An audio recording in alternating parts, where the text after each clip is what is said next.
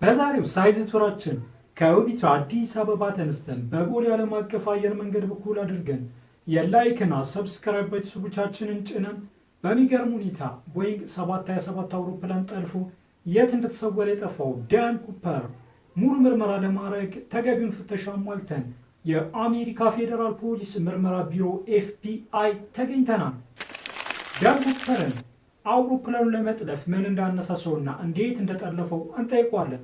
ካገኘነው ነው ታዲያ ከእናንተ የሚጠበቀው ቻናል ሰብስክራይብ እያደረጋችሁ ይህን ቪዲዮ ሌሎችም እንዲደርስ ላይክ የገጫችሁት እስከ ቪዲዮ መጨረሻ አብራችሁ መቆየት ብቻ ነው።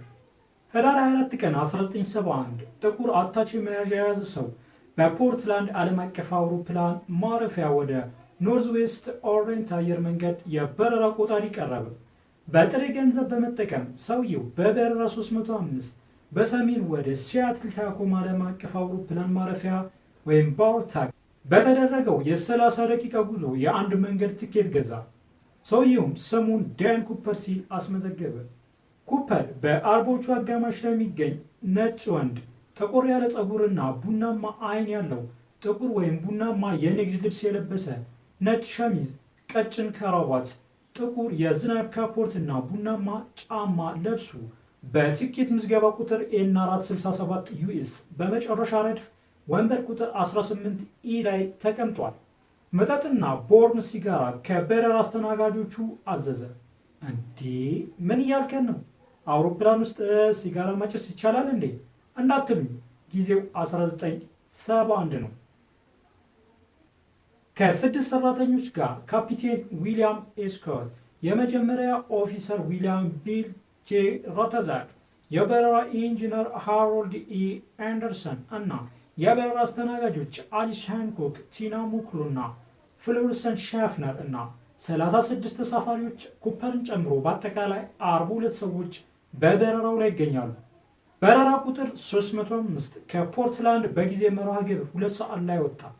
ከተነሳ በኋላ ብዙም ሳይቆይ ኩፐር በእጁ ውስጥ ለተቀመጠችው የበረራ አስተናጋጅ ሻፍነር ማስታወሻ ነገር ሰጣት።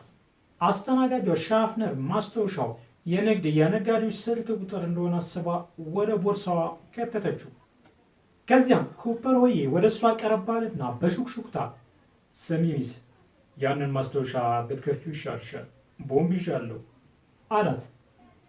ያልጠበቀችው ዱብዳ የወረደባት አስተናጋጇ ሻፍነር በድንጋጤ ማስታወሻውን ከፈተችው።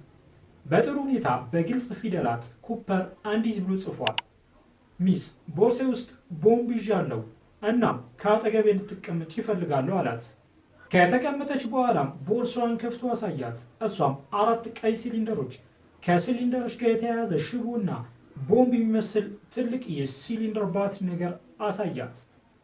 እሷም ፍላጎቱን በማስታወሻዋ ልቅም አድርጋ ጽፋ ወደ ኮክፒት ማለትም አብራሪዎች ወዳሉበት ክፍል አምጥታ ለበረራ ሰራተኞች ሁኔታውን አሳወቀች። ካፒቴን ስኮት ለቀሪው በረራ በኮክፒት ውስጥ እንድትቆይና ለተከሰቱ ክስተቶች ማስታወሻ እንድትይዝ አዘዛት።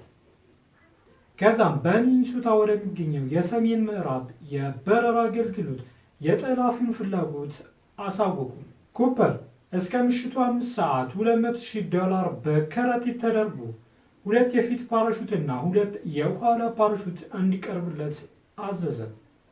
ገንዘቡ ከአሜሪካ ዶላር ውጪ እንደማይፈልግ ተናገረ። እናም ገንዘቡ ከተቀበለ በኋላ ተሳፋሪዎቹን በሰላም እንደሚለቅ ቃል ገባ። አስተናጋጇ ሻፍነር ተመልሳ መጥታ ሻፍነርና የበረራ አስተናጋጁ ሌላኛው ሙክሉ ከኩፐር አጠገብ ተቀምጧል። በሱና በበረራ ሰራተኞች መካከል ያለውን ሁኔታ አገናኝ ሆነው እየሰሩ ነው። ስኮት የሲያትል ፖሊስ ዲፓርትመንት ኤስፒዲ እና የፌዴራል ምርመራ ቢሮ ኤፍቢአይን አነጋግሮ ስለ ሁኔታው SEATAC የአየር ትራፊክ ቁጥጥር አሳወቀ። ተሳፋሪዎቹም ወደ ሲያትል መድረሳቸው በትንሽ ሜካኒካዊ ችግር ምክንያት እንደሚዘገይ ተነገራቸው። በወቅቱ የሰሜን ምዕራብ ፕሬዝዳንት የነበሩት ዶናልድ ኒውሮፕ የእገተውን ገንዘብ እንዲከፈል ፈቀዱ እና ሁሉም ሰራተኛ ከጠላፊው ጋር እንዲተባበርና የኩፐርን ፍላጎት እንዲያከብሩ አዘዙ። ለነገሩ ባዙስ ምን አማራጭ አላቸው? ለ2 ሰዓታት ያህል በበረራ 350 ፑጌት ሳውንድ ለኤስፒዲ እና ለኤፍቢአይ በቂ ጊዜ በመስጠት የኩፐር እገታ ገንዘብና ፓራሹት እንዲያዘጋጁና የአደጋ ጊዜ ሰራተኞች እንዲሰበሰቡ አድርጓል። ፓራሹቶቹ ከማርኮርድ አየር ኃይል ቤዝ እንደመጡ ሲነገራቸው ኩፐር ማክቾርድ ከባህር ታግ የ20 ደቂቃ መንገድ ብቻ እንደሆነ በትክክል ተናግሮ ነበር። አስተናጋጅ ሙክሎ ከጠላፊ ኩፐር ጋር ቀለል ያለ ጨዋታ ቢጤ በሚመስል መልኩ ተወያይተው ነበር። ለምን የሰሜን ምዕራብ አየር መንገድን ለመጥለፍ ወሰንክ? እሱም ሳቅ አለና በአየር መንገዶቻችሁ ላይ ቂም ስላለኝ ሳይሆን ቂም ስላለኝ ነው ብሎ መልሶላት ነበር። ከዚያም በረራው በቀላሉ ፍላጎቱን እንደሚያሟላለት ገለጸችለት። በጨዋታቸው መሃል እሷ መጀመሪያ ፔንሲልቪያ እንደሆነችና ነገር ግን በወቅቱ በሚያሚ ትኖር እንደነበረች ነገረችው። ኩፐርም ሚኒሶታ በጣም ጥሩ አካባቢ እንደሆነ ገለጸላት። $200,000 ማስያዣው ከሲያትል ፈርስት ብሔራዊ ባንክ የተረከበው በግምት እስከ 9 ፓውንድ ወይም 8.5 ኪሎ ግራም በሚመዝን ቦርሳ ነው። ኤፍቢአይ የሲያትል ፖሊስ ሁለቱን የፊት ተጠባባቂ ፓራሹቶችን በአካባቢው ከሚገኝ የስካይ ዲቪን ትምህርት ቤት አገኘ። ሁለቱ የኋላ ዋና ፓራሹቶች ደግሞ ከአካባቢው ከሚገኝ ስታይንት ፓይለት አግኝቷል። በ5:24 ፒኤስቲ አካባቢ ስኮት ከበረራ ክፍሉ ፓራሹቶቹ መድረሳቸውና በቅርቡ እንደሚያርፉ ለኩፐር አሳወቁ። 5:46 ፒኤስቲ ላይ በረራ 305 አረፈ። የሰሜን ምዕራብ የሲያትል ኦፕሬሽን ስራ አስኪያጅ አሊ ተላላኪ እንዲሆኑ ተሾሙ። ኩፐር የአሊ የአየር መንገድ ዩኒፎርም ስጋት ሊፈጥርበት የሚችልበት እድል ስለጠረጠረ የተላላኪው አሊ ዩኒፎርም ወደ ሲቪል ልብስ እንዲቀየር አዘዘ። በኩፐር መመሪያ አስተናጋጅ ሙክሎ ከአውሮፕላኑ በፊት ለፊት በር ወጥታ የእገታውን ገንዘብ ተቀበለች። ስትመለስ የገንዘቡን ቦርሳ የተቀመጡትን ተሳፋሪዎችን አልፋ በመጨረሻ ረድፍ ወዳለው ወደ ኩፐር ይዛ መጣች። ከዚያም ኩፐር ተሳፋሪዎቹን ለመልቀቅ ተስማማ። እናም ገንዘቡንም በደንብ አድርጎ መረመረ። ውጥረቱን ለማብረድ እና ካሉበት ጭንቀት ለመተንፈስ ያክል ሙክሎ ጥቂት ድርሻ አይኖረኝም ስትል በቀልድ መልክ ጠየቀችው። እያነቡ እስክስታ በሉት። ኩፐርም ወዲያው ከገንዘቡ መዠጥ አድርጎ አውጥቶ ሰጣት። ነገር ግን ወዲያው ገንዘቡን መልሳ ስጦታዎችን መቀበል የኩባንያው ፖሊሲ የሚጻረር መሆኑን ነገረችው። ከዚያም ኩፐር እሷና ሌሎች 2 አስተናጋጆች ቀደም ብሎ ከኪሱ ከነበረ ገንዘብ እንደሆነ ነግሮ አውጥቶ ቢሰጣቸውም ሊቀበሉት አልቻሉ። ከዚያ በኋላ ተሳፋሪዎቹ ሁሉም በሰላም ሲለቀቁ ኩፐርና 6ቱ የአውሮፕላኑ አባላት ብቻ ቀርተው ነበር። ከመቀመጫው ጀርባ ባለው ክፍል ውስጥ የተቀመጠ ቦርሳዎች እንዳሉና መውሰድ ትችል እንደሆነ ጠየቀችው። ኩፐርም አልነካሽም፣ ውሰጂው አላት። ሙክሎ የመጨረሻውን ፓራሹት ወደ እሱ ስታመጣ ፓራሹቶቹ እንዲጠቀም የታተመበት መመሪያ ሰጠችው። ነገር ግን ኩፐር እንዳልፈለጋቸው ተነገራት። በነገራችን ላይ የኤፍቢአይ ባለስልጣናት በአውሮፕላን ውስጥ ከኩፐር ጋር ፊት ለፊት ለመገናኘትና ለመነጋገር ጠይቀው ነበር። ኩፐር ግን ጥያቄውን ውድቅ አድርጎታል። በ3000 ሜትር ጫማ ከፍታ እንዲበር፣ በተጨማሪም የማረፊያ ማርሽ ስራ ላይ መዋል እንዳለበት፣ ክንፎቹ በ15 ዲግሪ ዝቅ ማድረግና የአውሮፕላኑ መውጫዎች ክፍት ሆነው በሩ ክፍት ሆኖ መቆየት እንዳለበት አዘዘ። አንደኛው ኦፊሰር ሮታዛክ ለኩፐር እንዳስታወቁት አወቃቀሩ የአውሮፕላኑ ርቀት ወደ 1600 ጫማ ወይም 1600 ኪሎ ሜትር ስለሚገደው ሜክሲኮ ከመግባቱ በፊት ሁለተኛ ነዳጅ መሙላት አስፈላጊ እንደሆነ ነገሩት።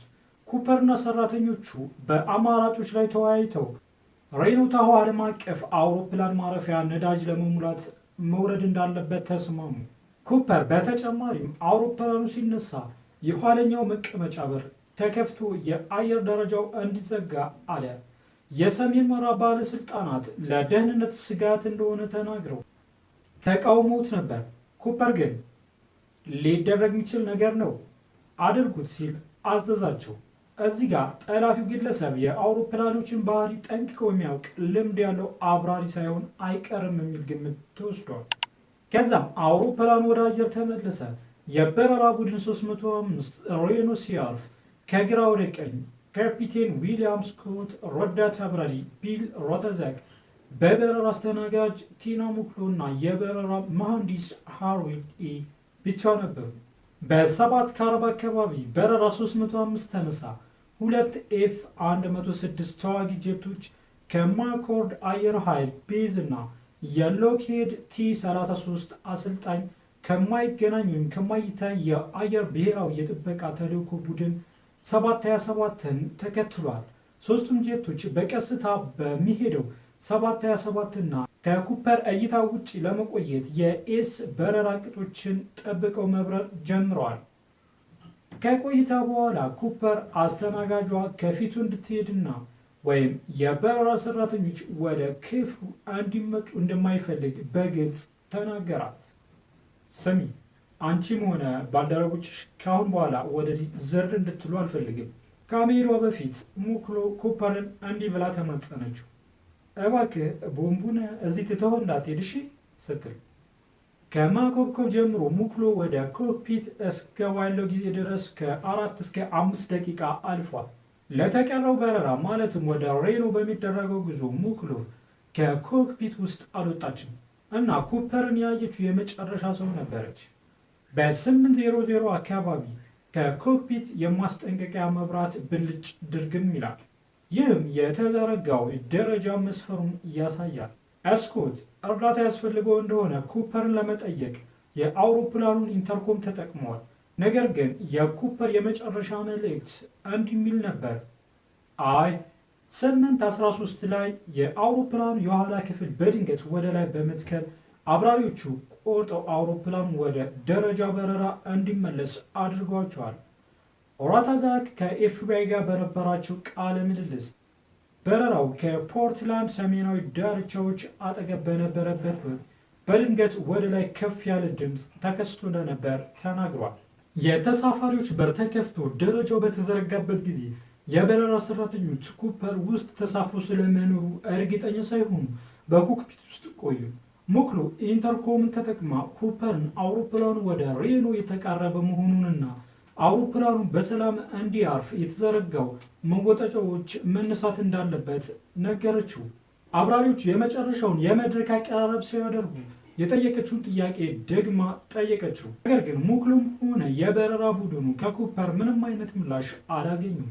የኤፍቢአይ ወኪሎች፣ የግዛት ወታደሮች፣ የሸሪፍ ተወካዮችና የሬኖ ፖሊስ በአውሮፕላኑ ዙሪያውን ሲያስሱ ቢቆይም ጠላፊውና ቦምቡ አሁንም ተሳፍሯል ብለው በመፍራት ወደ አውሮፕላኑ አልተጠጉም። ስኮት ክፍሉን ፈተሸ። ኩፐር ከዚያ በኋላ ተሳፍሮ አለመኖሩን አረጋግጧል እና ከ6 ደቂቃ ፍለጋ በኋላ የኤፍቢአይ ፍንዳታ ቡድን የተሳፋሪ ክፍሉን ደህና መሆኑን አረጋገጠ። ዳን ኩፐር ግን የውሃ ሽታ ሆኖ ቀረባቸው። ከዚያም ፖሊስ ምርመራውን አጣጥፎ ጀመረ። በአውሮፕላኑ ላይ ከነበሩት 66 ስውር የጣት አሻራዎች በተጨማሪ የኤፍቢአይ ወኪሎች የኩፐር ጥቁር ክሊፕ ላይ ያለውን የክራባት ክሊፕና 4ቱ ፓራሹቶች ሁለቱ እዚያው ትተዋቸው ነበር። እናም ከሁለቱ መካከል አንደኛው ተከፍቶ ከጣሪያው ላይ የተቆረጠ 3 የሽፋን መስመሮች ተሰርተውበታል።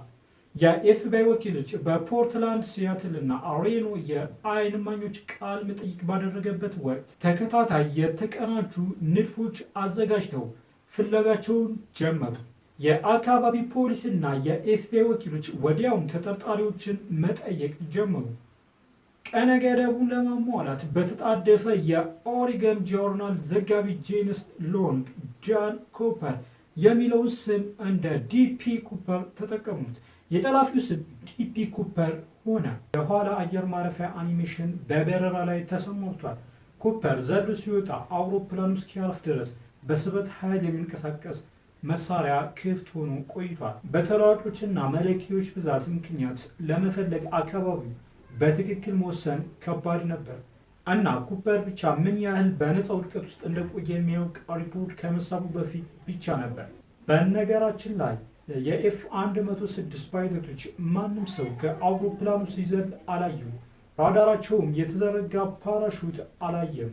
ጥቁር የለበሰ ሰው እየዘለለ ጨረቃ አልባው ምሽት ለማየት አስቸጋሪ ይሆናል።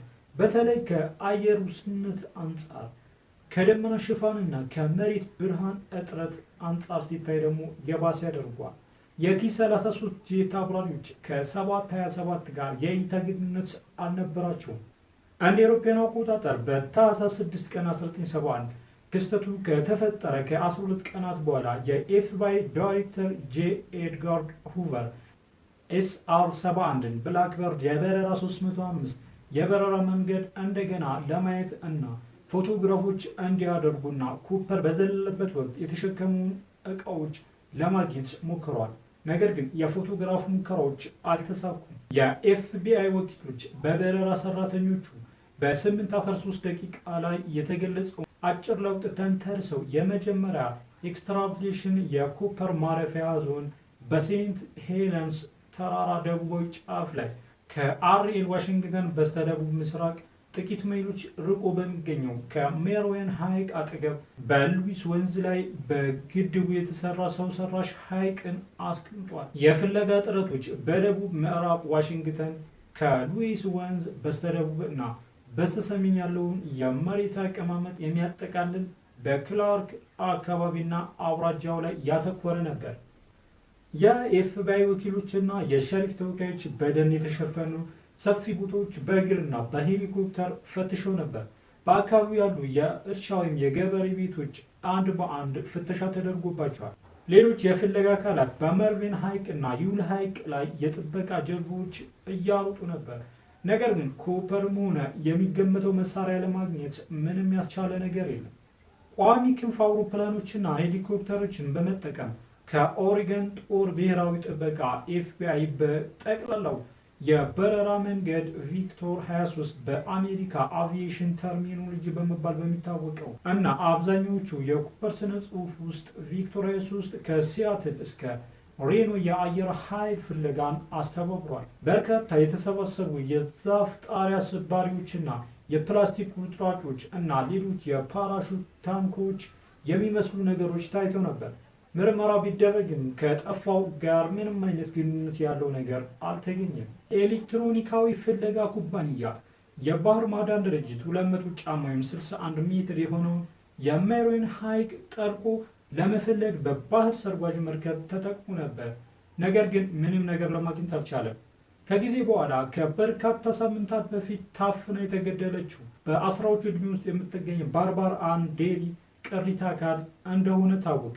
ለኤፍቢአይ በተዘጋጀው ቀደምት የኮምፒውተር ግምቶች ላይ በመመስረት የኩፐር መውደቂያ ዞን በሰሜን በአርኤል ግድብ እና በደቡብ በዋሽንግተን ባትል ግሬድ ከተማ መካከል እንደሚሆን ተገመተ። እንደ አውሮፓውያን አቆጣጠር በማርች 1971 ከሰሜን ምዕራብ ምስራቅ አየር መንገድ እና አየር ኃይል ጋር በጋራ ከተመረመረ በኋላ ኤፍቢአይ ኩፐር ምናልባት ዋሽንግተን ላሴንተር ከተማ ላይ ዘሎ ወርዶ ሊሆን ይችላል በሚል ሌላ እንቅስቃሴ ተጀምሮ ነበር። እንደ አውሮፓውያን አቆጣጠር በ2019 ኤፍቢአይ በሄለን ዋሽንግተን አቅራቢያ ኩፐር ዘሎ ከወረደ ከ3 ሰዓታት በኋላ የግሮሰሪ ስርቆት የሚገልጽ ሌላ መረጃ አገኘ። በሪፖርቱ ውስጥ ኤፍቢአይ ዘራፊው በሕይወት ለመቆየት የሚረዱ ዕቃዎችን እንደ የበሬ ስጋና ጓንቶች ብቻ እንደወሰደ ገልጿል። ሆኖም ዘራፊ ወታደራዊ አይነት ቦቴዎችን ከኮሬንት ጋር ለብሶ ነበር። ኩፐር ደግሞ ተንሸራታች ጫማ እንደለበሰ ተገልጿል። ስለዚህም ተስፋው ከሸፈ ማለት ነው። ከጠለፋው ከአንድ ወር በኋላ ኤፍቢአይ ኩፐር ተቀብሎ የተሰወረውን ገንዘብ ተከታታይ ቁጥሮች ዝርዝር ለፋይናንስ ተቋማት እና ብዙ ገንዘብ የሚያካትቱ መደበኛ ግብይቶች ለሚደረግባቸው ንግድ ድርጅቶች እና በዓለም ዙሪያ ላሉ የፋይናንስ እና የሕግ ተቋማት እና ኤጀንሲዎች አከፋፈለ። ገንዘብ ወይም ቁጥሩ ላገኘ እስከ $25,000 ሽልማት አቀረበ። አንድ የአውሮፓውያን አቆጣጠር 1972 መጀመሪያ ላይ የዩኤስ ጠቅላይ አቃቢ ሕግ ጆን ኤን ሚቼል ለተከታታይ ቁጥሮቹ ለሕዝብ ይፋ አደረጉ። ሁለት ሰዎች $30,000 አገኘም ብለው በማጭበርበር የኩፐር ተከታታይ ቁጥሮችን የታተሙ $20 ሐሰተኛ ሂሳብ ኖቶችን ተጠቅመው ነበር። የኤፍቢአይ ወኪሎች በአውሮፕላኑ ላይ ባደረጉት የፎረንሲክ ፍለጋ 4 ዋና ዋና ማስረጃዎች እያንዳንዳቸው ከኩፐር ጋር ቀጥተኛ ግንኙነት ያላቸው ጥቁር ክሊፕ ላይ ያለው ከራባት፣ ከኩፐር የጭንቅላት መቀመጫ ላይ ያለው ፀጉርና 8 የማጠራቀሚያ ጫፍ ሯሊ ሲጋራ ቁራጭና አመድ አግኝተው ነበር። የፀጉር ናሙናዎች የኤፍቢአይ ወኪሎች በኩፐር መቀመጫ ላይ 2 የፀጉር ናሙናዎች አግኝተዋል። አንድ ነጠላ ክንፍ ያለው ዘለላ በመቀመጫው ላይ፣ አንድ ነጠላ ቡናማ የካውንሰስ የራስ ፀጉር የራስ መቀመጫ ላይ። የኤፍቢአይ ወንጀል ላቦራቶሪ ምርመራ ናሙናው በቂነት የጎደለው ነው ብሎ ካረጋገጠ በኋላ ተስፋው ጨለመ። ከዛም ተስፋቸው ወደ ሲጋራ ቁሪዎች አዞሩ። የመጨረሻውን በ18 ላይ ባለው የክንድ ማስቀመጫ አመድ ውስጥ የኤፍቢአይ ወኪሎች 8 የሲጋራ ቁሪዎች አገኙ። በተጨማሪም የሲጋራ መትከያዎችን አግኝተው ቡቹ ወደ ኤፍቢአይ ወንጀል ላቦራቶሪ ምርመራ ከተደረገበት በኋላ በድጋሚ ይህንን ምንም ፍንጭ የሚሰጥ ነገር አጥተው ቁሪዎቹ ወደ ላስ ቬጋስ ሜዳ ቢሮ ተመለሱ። በነገራችን ላይ ብራያንት ኤንግል የተባለ ሰው በ1980ዎቹ በፒች ዳር እሳት ለማቀጣጠል አሸዋውን ቆፈር ሲያደርግ በድምሩ $5800 የሚደርስ 3 ጥቅል ገንዘቦችን አግኝቶ ነበር። በሚገርም ሁኔታ ይህ ገንዘብ ኩፐር ለእገታ ከተቀበለው ገንዘብ ኖቶች ጋር አንድ ሆኖ ተገኙ። ብሮቹም ለረጅም ጊዜ ከመቆየታቸው የተነሳ የተጎዱ ነበሩ። ነገር ግን አሁንም በብር መያዣ ላስቲክ እንደታሰሩ ናቸው። የኤፍቢአይ ቴክኒሻኖች ገንዘቡ የእገታ ክፍል መሆኑን አረጋገጡ። 2 ጥቅል ወይም እስሩ እያንዳንዳቸው $120 ኖቶች እና 3 ፓኬት 92 ለኩፐር በተሰጠበት ቅድመ ተከተል ተቀምጧል። ግኝቱ አዲስ ግምቶችንና ተስፋን ፈጠረ። ግን በመጨረሻ ኩፐር የማግኘት ጥያቄ ከመመለስ ይልቅ በሌላ ውስብስብ ጥያቄዎች የተሞላ ሆነ። በመርማሪዎችና በሳይንሳዊ አማካሪዎች የመጀመሪያ መግለጫዎች የተመሰረቱት ከበርካታ የተያያዥ ወንዞች ወይም ገባር ወንዞች እንደሆነ ነበር። ወደ ኮሎምቢያ ወንዝ በነፃነት የታጠቡ የፍጆታ ሂሳቦችን ታሳቢ በማድረግ ነው። ይህም ማለት የግኝቱ ቦታ ከኮሎምቢያ ጋር ይወሰናል እና በሜሪዌን ሐይቅ ውስጥ ወይም አቅራቢያ አይደለም። ሉዊስ ወንዝ ወይም የትኛውም ገባር ወንዝ ከቲና ባህር በታች የኮሎምቢያ ወንዝን ይመግባል። የሰራዊት ቡድን መሐንዲሶች ሃይድሮጂኒስት ሂሳቦቹ በክብ መልክ የተበታተኑና በአንድ ላይ የተገጣጠሙ መሆናቸውን በመጥቀስ በወንዝ ድርጊት የተቀመጠ ናቸው በማለት ይህም በሰው ተቆፍሮ እንደተቀበረ አረጋገጡ። ግኝቱም ኩፐር በዋሻው ጋል ወንዝ አጠገብ አረፈ የሚለውን መላምቶች በድጋሚ አዲስ ተስፋ ፈጠረ። አካላዊ ማስረጃዎች ከጂኦሎጂካዊ ማስረጃዎች ጋር ተቆራኝ አልነበሩም። ሄሚልስባች ነፃ ተንሳፋፊ ጥቅሎች ከጠለፋው በ2 ዓመት ውስጥ ባንክ ውስጥ ቆይተው እንደነበር ጽፏል። ያለበለዚያ የብር ላስቲኮቹ ከረጅም ጊዜ በፊት መቆየት አይችሉም፣ ይበላሹ ነበር ብሏል። የፖርትላንድ ስቴት ዩኒቨርሲቲ ጂኦሎጂስት ሊዮናርድ ፓልመር በወንዙ ዳርቻ ላይ በተከማቹ ሸክላ ላይ ሂሳቦች የተቀበሩበት የአሸዋ ንብርብር መካከል 2 የተለያዩ የአሸዋ እና ደለሎችን አግኝተናል ብለው ነበር። ይህም ሂሳቡ ከተጠናቀቀ ከረጅም ጊዜ በኋላ መድረሱን ያሳያል ብሏል። አንድ አውሮፓውያን አቆጣጠር በ2020 መገባደጃ ላይ በሂሳቡ ላይ የተገኙት የዲያሜት ትንተና በቲና ባህር የተገኙ እሽጎች በወንዙ ውስጥ አልተዋጡም ወይም በህዳር 1971 ጠላፊው በደረቁ አልቀበራቸውም የሚል ማስረጃ ተገኝቷል። ይህም ገንዘቡ ከጠፋ ቢያንስ ከበርካታ ወራት በኋላ ወደ ውሃ ውስጥ መግባቱን ያሳያል። የኮሎምቢያ ወንዝ የእገታው ገንዘብ ከአውሮፕላን ውጭ በተገኘ ጠላፊው ብቸኛው የተረጋገጠ አካላዊ ማስረጃ እሱ ብቻ ነው። 2 የተጠባባቂ ፓራሹት ወይም የፊት ፓራሹቶች ኩፐር የተሰጠው ክፍል ማስያዣ ብቻ ጥቅም ላይ ሊውል የሚችል የስልጠና ፓራሹት ነው። ይህም የማይሰራ የተጠባባቂ ፓራሹት በአውሮፕላን ውስጥ ሬኖ ሲያርፍ አልተገኘም ወይም አልነበረም። ይህም የኤፍቢአይ ወኪሎች ኩፐር ልምድ የጎደለው ፓራሹተር እንደሆነ ገምቷል። ምክንያቱም ልምድ ያለው ሰው ይህን የመጠባበቂያ ፓራሹት ዱሚንግ ፓራሹት መሆኑን ይገነዘባል። እንደተገመተው ኩፐር የተሰፋውን መጋረጃ አውልቆ ባዶውን የመጠባበቂያ መያዣውን እንደ ተጨማሪ የገንዘብ መያዣ ተጠቅሞበታል። ይህም ሌሎች ቁሳቁሶችና ገንዘብ ለመያዝ ሁኔታዎች ያቀሉለታል ብለው ገምቷል። ኤፍቢአይ ባደረገው የ45 ዓመታት የነቃ ምርመራ ከተመልካቾች ምስክርነትና ከተጨባጭ ማስረጃዎች የተወጣጡ አንዳንድ የሥራ መላምቶችንና ግምታዊ ድምዳሜዎችን በየጊዜው ይፋ አድርጎ ነበር። በምርመራው የመጀመሪያ ዓመት ኤፍቢአይ የኩፐር ንድፎችን ለማዘጋጀት ከተሳፋሪዎችና ከአውሮፕላኑ ሰራተኞች የአይን እማኞችን ተጠቅሟል። ይህም ዳን ኩፐርን ሊመስል ይችላል ተብሎ የተነደፈ የሐሰተኛ ፎቶ ምስል ሲሆን ከተሳፋሪዎችና ከአስተናጋጆች በተወጣጡ ሀሳቦች በተለያዩ የአርት ባለሙያዎች የተነደፈ ፎቶ ነው። በነገራችን ላይ ከኩፐር ጋር ብዙ ጊዜያቸውን ያሳለፉት የበረራ አስተናጋጆች ሻፍነር እና ሙክሉ በተመሳሳይ ምሽት በተለያዩ ከተሞች ቃለ መጠይቅ ተደርጎላቸዋል እና የሰጡት ተመሳሳይ መግለጫዎችን ነው። በአርባዎቹ አጋማሽ ላይ ያለ በግምት 5 ጫማ ወይም 10 ኢንች ወይም 1.75 ሜትር ቁመት ያለውና ከ170 እስከ 180 ፓውንድ ወይም ከ77 እስከ 82 ኪሎ ግራም ክብደት ያለው ወይራ ቀለም ያለው ቆዳ፣ ቡናማ አይኖች እና አጭር የተበጣጠሰ ጥቁር ፀጉር ያለውና ምንም የማይታወቅ አነጋገር ያለው ሰው እንደሆነ አስረድተው ነበር። በርካታ የአይን እማኞች የኩፐር የሰውነት ግንባታ አስተውሏል። ስለዚህ ኤፍቢአይ ኩፐር እድሜው ቢገፋም አዘውትሮ የአካል ብቃት እንቅስቃሴ እንደሚያደርግ ጠቁሟል። የኤፍቢአይ ፕሮፌሰሮች ኩፐር ከሲያትልና አካባቢው ውስጥ ጠንቅቆ የሚያውቅ የአየር ኃይል አርበኛ ነው ብለው ጠርጥረውታል። እውቀትና እቅድ በማስረጃው ላይ በኩፐር ስልቶች ላይ በመመስረት ኤፍቢአይ ገምቷል። ኩፐር ጠለፋውን በጥንቃቄ ያቀደ ዝርዝር ልዩ የአቪዬሽን እውቀት፣ የአካባቢው የመሬት አቀማመጥ እና የ727 አቅም በመጠቀም ነው። ኩፐር በኋለኛው ረድፍ ላይ መቀመጥ የመረጠው በ3 ምክንያቶች ነው። ከፊት ለፊቱ የሚደረገውን ማንኛውንም ድርጊት ለመታዘብና ምላሽ ለመስጠት፣ ከኋላ የሆነ ሰው መቅረብና ወይም ጥቃት ቢያደርስ ለመከላከል፣ ሆን ተብሎ የተበላሹ መሳሪያዎች እንዳይቀርቡለት ለማድረግ እና ለሌሎች ምክንያቶች ነው ተብሏል። በነገራችን ላይ ኩፐር ማስረጃን ላለመተው ይጠነቀቅ ነበር።